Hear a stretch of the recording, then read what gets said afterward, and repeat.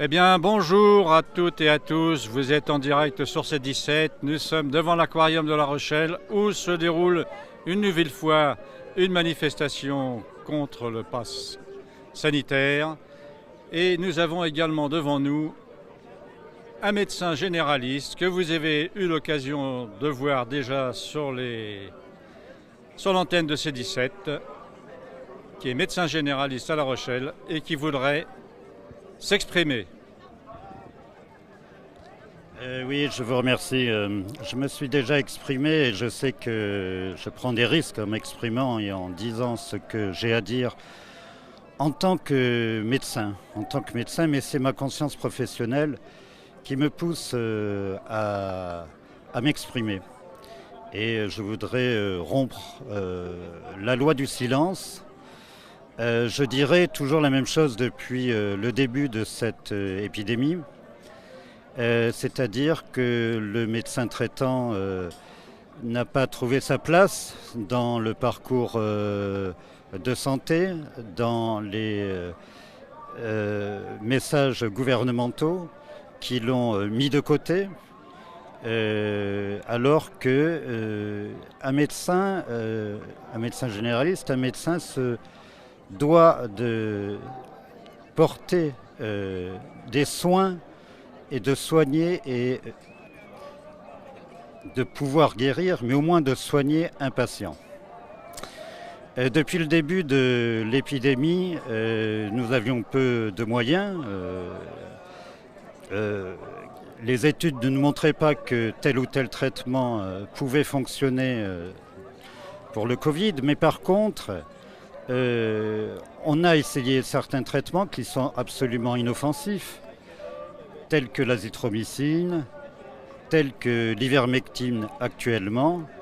Et tous les médecins qui utilisent ces médicaments de manière suffisamment précoce, et ça je le répète et je le répéterai encore, c'est par le fait que l'on puisse traiter les gens de manière précoce que l'on permet qu'ils n'évoluent pas vers une situation dramatique comme on l'a connue. Et beaucoup de ces patients qui avaient le Covid n'ont pas été traités de manière suffisante et pour beaucoup ont été laissés chez eux avec 3 Doliprane, comme le gouvernement l'a demandé depuis le début de l'épidémie. Je suis en conscience professionnelle et c'est en tant que tel que je parle aujourd'hui. Et lorsqu'on suit sa conscience professionnelle, on n'a pas à avoir peur. Et j'appelle solennellement tous les médecins qui ont soigné leurs patients, qui les ont aidés, qui les ont traités avec ces médicaments qui n'étaient pas reconnus officiellement, mais qui donnaient de très très bons résultats. N'oublions pas que la médecine s'appuie avant tout sur la clinique, sur l'examen clinique, sur l'interrogation. Il faut voir les patients, il ne faut pas les laisser chez eux, il faut voir les patients. Et tous les médecins qui ont traité leurs patients et qui ont eu de bons résultats et qui ont évité à ces patients d'évoluer vers une deuxième phase qui a été dramatique, doivent aujourd'hui parler. Je les invite à parler sans avoir peur. Qu'est-ce que nous avons à dire ? Nous sommes médecins, nous utilisons tout le matériel thérapeutique à notre disposition pour soigner au mieux nos patients. Est-ce un crime que de dire ça ? Est-ce un crime que de dire cela ? Or, actuellement, il semble que le gouvernement interdise que les médecins puissent dire qu'ils aient pu soigner des patients du Covid. Quel est le but de tout cela ? Je ne sais pas, mais cela a des conséquences dramatiques pour la population. Alors beaucoup de médecins réanimateurs, beaucoup de médecins urgentistes ne sont pas forcément d'accord avec nous. En effet, ils voient les patients dans la deuxième phase critique. Et en effet, il y a des patients qui ont eu un état absolument critique, qui sont décédés. Je ne nie pas cela, mais je dis simplement que pour beaucoup, et je pense la majorité des patients, c'est parce qu'ils n'ont pas été soignés à temps. Et ils n'ont pas été soignés à temps parce qu'on n'a pas dit aux médecins, à l'ensemble des médecins généralistes, d'essayer au moins des médicaments qui peuvent être utiles et qui n'ont pas les effets secondaires décriés par certains officiels experts. Et donc j'ai vu personnellement récemment un patient qui était dans un état critique. Je l'ai vu à mon cabinet la semaine dernière. Il était essoufflé, dyspnéique. Qu'est-ce qui s'est passé? Ça faisait 15 jours qu'il était chez lui, sans soins. Il prenait 3 Doliprane comme on lui avait indiqué.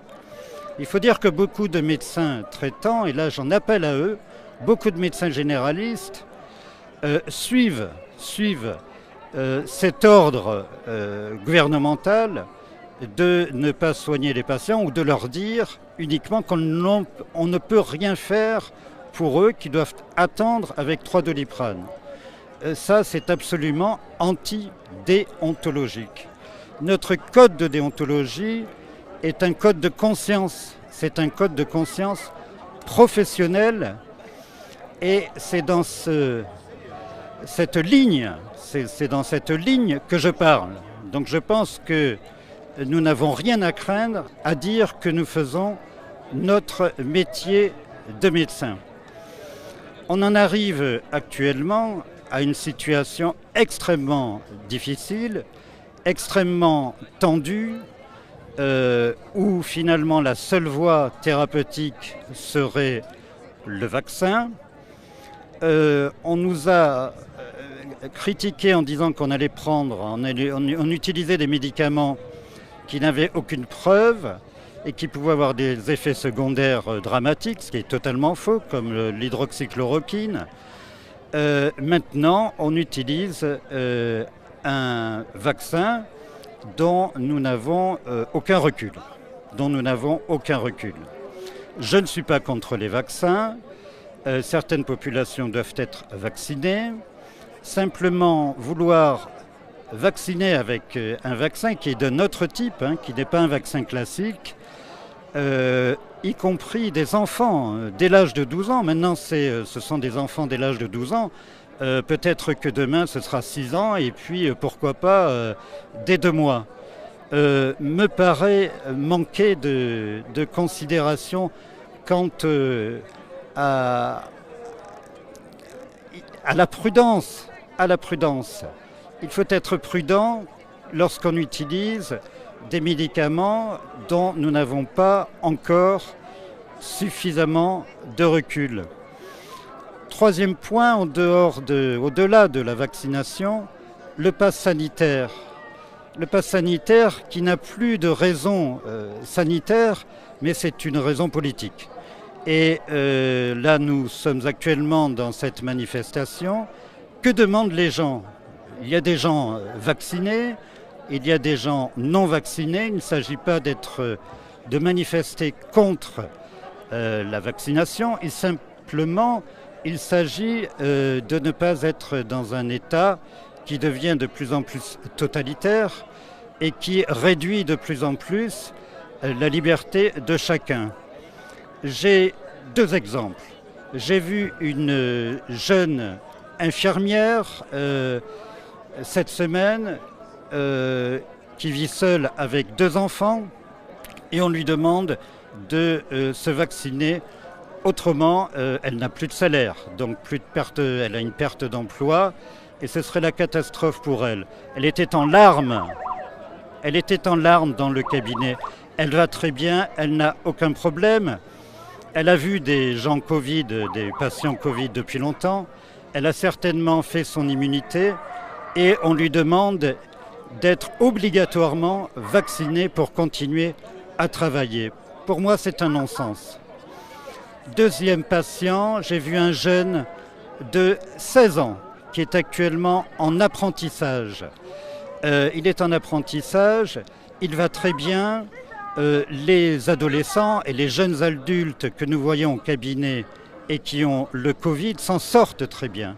Nous les soignons, ils ont une bonne immunité, ils s'en sortent très bien.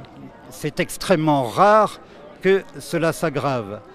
Ce jeune-là, qui va très bien, qui est en très bonne santé, son employeur lui a dit que s'il n'était pas vacciné à la fin du mois, il devrait se séparer de lui. Ce jeune est dans un état de conflit et il me dit « Eh bien, je vais me faire vacciner ». Non pas pour des raisons médicales, mais parce que si je ne me fais pas vacciner, je perds mon emploi. Sa mère m'a appelé, elle était en larmes. Pourquoi les gens sont en larmes? C'est parce qu'ils voient leur enfant devoir se faire vacciner par un produit dont on n'a aucune vue sur les effets secondaires à long terme. On nous parle des effets secondaires à court terme, mais il s'agit d'un vaccin très particulier et nous n'avons aucune certitude quant aux conséquences par la suite.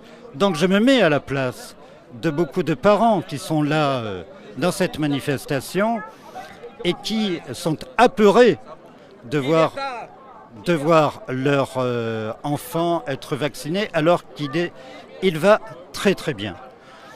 Donc voilà, c'est le constat que je fais actuellement. Une fois de plus, je parle en tant que médecin, je risque une interdiction d'exercice. On me l'a signifié directement. Je ne peux pas, avec ma conscience de médecin, rester dans ce conflit intérieur. Il est impossible pour moi de me taire, de faire comme si, de recevoir les patients qui me demandent de les vacciner parce qu'ils ne veulent pas aller dans les vaccinodromes et d'obéir à ces mesures gouvernementales. C'est la raison pour laquelle je parle, avec tous les risques que cela encourt pour moi, pour ma vie personnelle, familiale, financière.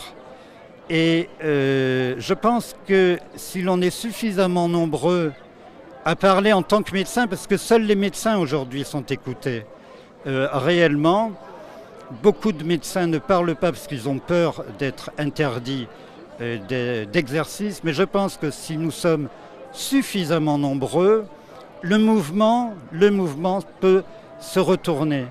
Il ne faut pas être dans la peur lorsque nous sommes dans notre vérité. Je vous remercie. Voilà, vous avez écouté l'expression d'un médecin généraliste de La Rochelle. On se retrouve tout de suite sur C17 pour parler de la manifestation qui est en train de se préparer.